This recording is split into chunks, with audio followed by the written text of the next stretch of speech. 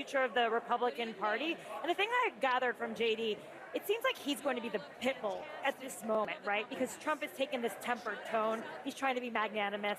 Of course, he can do that, like I said, because he's ahead in the polls and he's doing well in the race. But for now, he can have JD out there. And I think they think that JD offers, you know, some help politically in the Rust Belt, but mostly Trump never really thought that a running mate would add much to the ticket. He always believed it was about him, and it would irk him to think that someone could really help him, frankly. I've covered many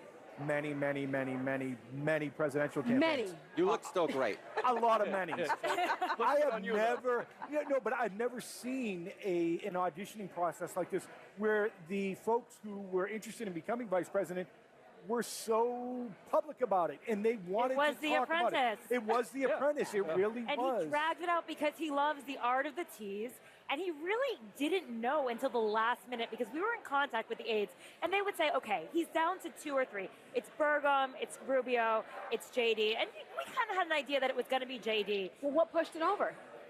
I mean, maybe it was the brush with death, because I think there was a moment where he really did not, he was scared to hand over the MAGA mantle to someone who was younger.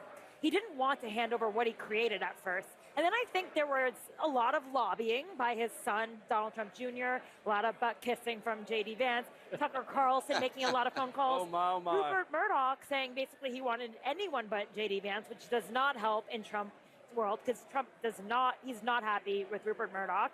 And I think eventually, I mean, perhaps he was thinking about his legacy for once, which is not something that Donald Trump typically thinks about. And it just, I mean, I think he was always going to go with J.D. Vance, but maybe this pushed it along. Exactly. And one of the things... J.D. came a long way, because let's just think back to the Senate primary in Ohio. It took 6 weeks to convince Trump to endorse him in the primary. He was down. He was like $6 million down in fundraising. The polls... He was in third in the polls. Yeah, he was third in the polls. He needed Trump's endorsement. And in the end, Donald Trump Jr. was really on him. Tucker Carlson, the whole MAGA, crew. And they convinced him, and he was reluctant to do it because of past comments. Think of what J.D. Vance was able to accomplish in 2 years. To get him to have this complete about face and to essentially pick someone that he knew that in the write-up it would say this man called him America's Hitler. Right.